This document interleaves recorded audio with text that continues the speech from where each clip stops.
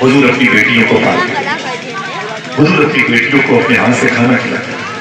मेरे आका अपनी बेटियों की परवरिश करते, अपनी बेटियों को अपने सीने पर रख के हुजूर सोते। मालूम है आपको मेरी बहन, सुनो, मेरे आका अपनी बेटियों की परवरिश करते। जब बेटियां माँ को याद करके रोती थी तो हुजूर तसल्ली देते। समझ रहे हैं?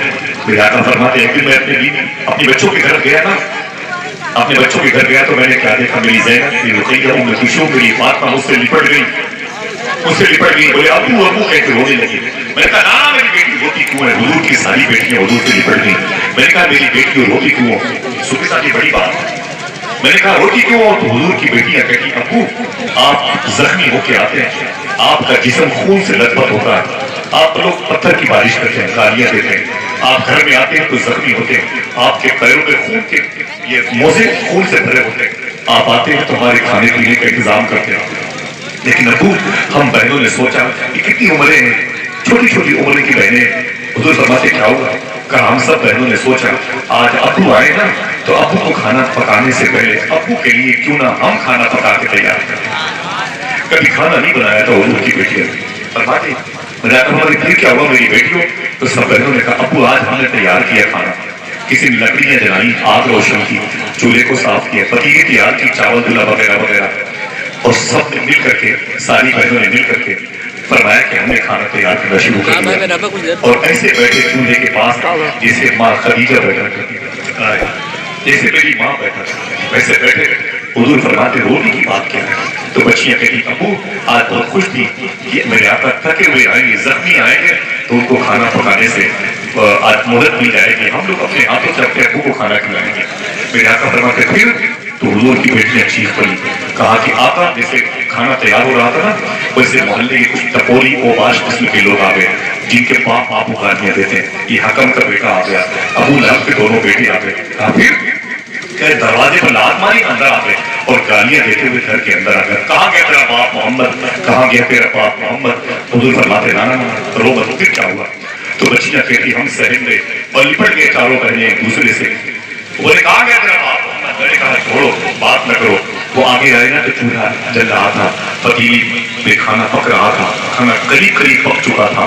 वो लड़कियां कहती हैं कि अबू, उनमें से एक आदमी आगे आया, उसने ढक्कन को उठाया, अंदर खाना पक रहा था तो मजाक उड़ाया उसने, और उसके बाद वापस पलटा बाहर चला गया।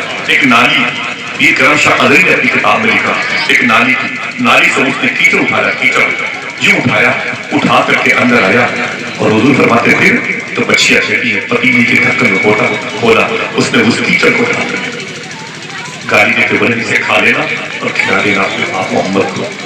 हुजूर की चारों बच्चियां कहती अबू हमने पहली मरतबे खाना बनाया था आपके लिए, लेकिन जालिमों ने उसे बर्बाद कर दिया। मेरे आका ने फरमाया मेरी बेटियों सब्र करो, सब्र करो, सब्र करो। इसके बाद हुजूर ने जुड़ा इरशाद फरमाया था, ए मेरे बच्चे सुनो, एक दिन इतना कितने लोग सुभान अल्लाह कहते हैं। मेरे आका फरमाते सुनो मेरी बेटियों, आने वाले दिनों में सुबह क़यामत तक ना अबू जहली बाकी रहेगा, ना अबू लहबी बाकी रहेंगे, अगर बाकी रहेगा तुम्हारे बाप मोहम्मद का नाम बाकी रहेगा। बताओ मुझे है दुनिया में कोई जिसकी नाम की तस्वीरें आज नोटों पर पाई जाती है लेकिन उसका नाम अजानों में हो सिवाय इमाम हसन हुसैन के नाम है? कोई धुरंधर रुस्तम ज़माना जिसका नाम खुदा के घर की दहलीज से लेते हो? किसी का नाम नहीं।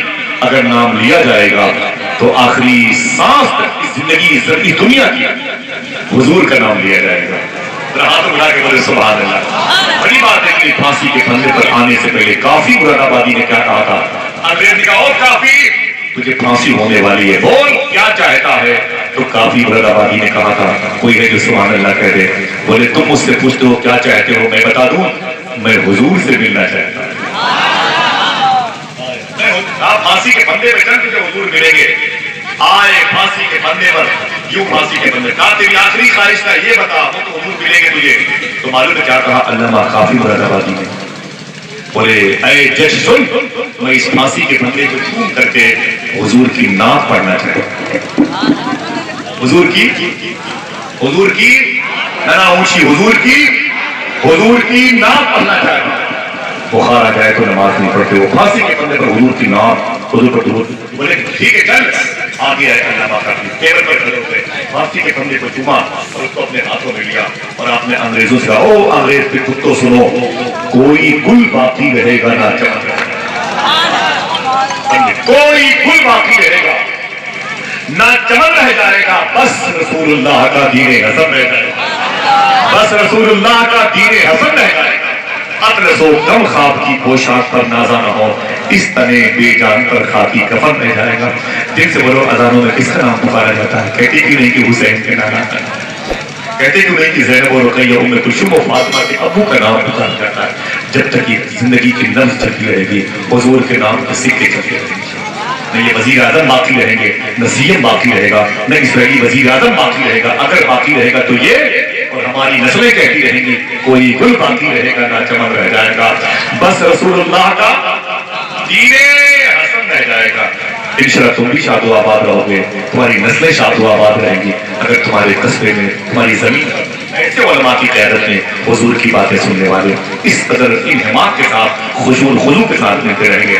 आप सबके पैरों को चूम लो, आपकी जूतियां मेरे सर का ताज, उलमा के पैरों का गुसाला पी लो। बहुत बहुत शुक्रिया, इजाजत दीजिए, किसी मौके पर मिलेंगे इंशाअल्लाह। अस्सलामु अलैकुम व रहमतुल्लाहि व बरकातहू।